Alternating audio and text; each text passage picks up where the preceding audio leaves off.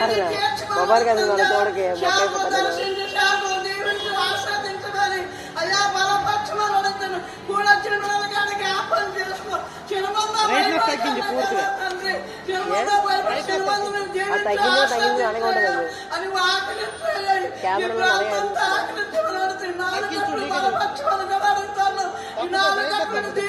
ఆస్వాదించు ప్రతి కుటుంబంతో మాట్లాడయ్యా ప్రతి ఒక్కరు రావడానికి సాయం చేయ ప్రభు అయ్యా పరిశుద్ధాత్మని వెలుగుని ప్రశాంతించమని రాత్రి నడిపించమని అడుగుతున్నాయా 4 సంఘాలను